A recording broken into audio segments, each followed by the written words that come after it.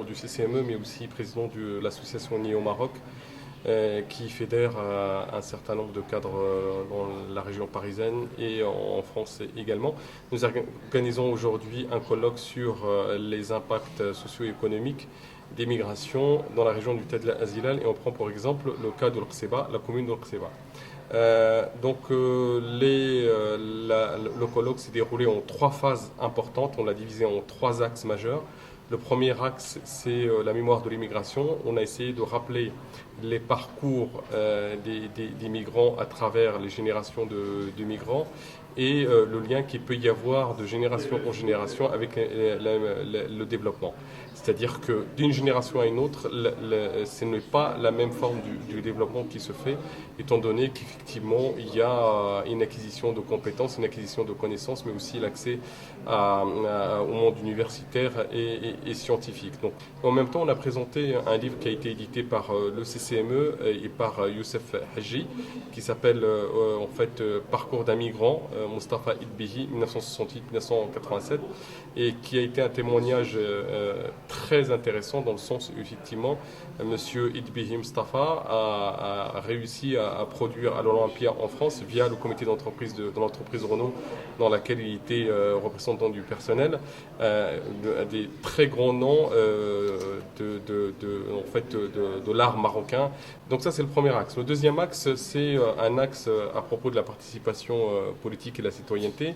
Donc ce qu'on a essayé de relever dans cette étude, c'est de dire qu'il y a un lien majeur entre la citoyenneté, l'exercice de la citoyenneté et le développement, c'est-à-dire que par le biais de la citoyenneté, l'exercice de la citoyenneté, on peut participer au développement dans le pays d'origine, et cela implique forcément des politiques d'État et des stratégies d'implication des Marocains de l'étranger dans toutes les instances nationales, dans tous les conseils de bonne gouvernance, mais aussi un peu plus loin dans la participation politique, notamment dans la première et la deuxième chambre du Parlement marocain, via la mise en œuvre de l'article 17 de la Constitution de 2011.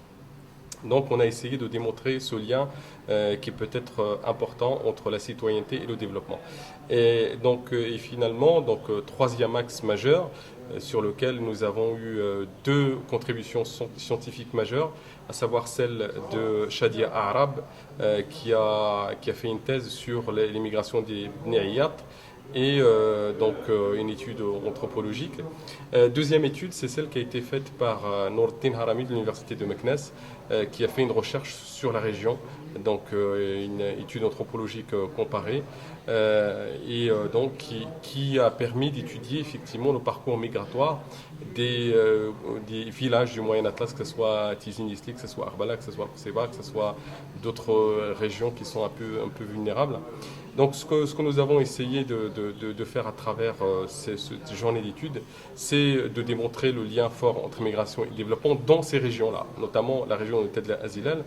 Ce qu'on essaye aussi de démontrer, c'est l'intérêt que porte le Conseil de la communauté marocaine à l'étranger aux régions, à la question de la migration, et son intérêt pour les études scientifiques, la production intellectuelle, mais aussi la production de documents, la production d'études, qui va permettre effectivement d'avoir des références majeures, notamment dans cette région. Vous le savez très bien, cette région est un bassin historique de l'immigration, et malheureusement, très peu d'intérêt a été porté à cette région-là, et notamment à cette question-là entre le lien entre migration et développement. Donc ce colloque se poursuivra par l'édition des actes du colloque qui seront publiés et ils seront mis à la disposition effectivement de l'ensemble de ceux qui s'intéressent à la question, que ce soit sur Internet, mais aussi sur le site du CCME, Conseil de la communauté marocaine de l'étranger. Je remercie infiniment d'abord la Wilaya, qui a travaillé avec moi pendant 2 semaines pour pouvoir effectivement organiser ce colloque en facilitant un certain nombre de démarches administratives, mais aussi en ayant une relation plus directe avec l'université, la faculté des lettres et des sciences. Je remercie évidemment le staff de l'université de Moulay Sultan, de Sultan Moulay Slimane de Bni Mellal, et plus particulièrement la faculté des lettres et des sciences, pour avoir effectivement travaillé avec nous, d'avoir participé, d'avoir facilité l'organisation de ce colloque, mais aussi d'avoir été un partenaire, parce que c'est une première version, mais nous comptons effectivement faire une deuxième version et une troisième version, et nous annonçons effectivement une initiative associative qui va intégrer l'ensemble des chercheurs qui ont participé, mais aussi Hassan Maouni qui était un ancien ministre de l'Agriculture. Donc cette initiative associative va essayer effectivement d'organiser la seconde version, la troisième version et les versions d'après.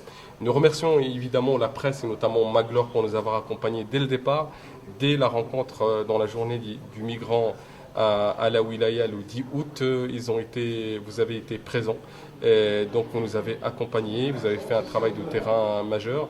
Donc un grand merci à vous. Vous nous avez soutenus, vous nous avez accompagnés. Donc merci pour le travail que vous faites pour la communauté. Merci pour le travail que vous faites pour cette région, pour les natifs de cette région.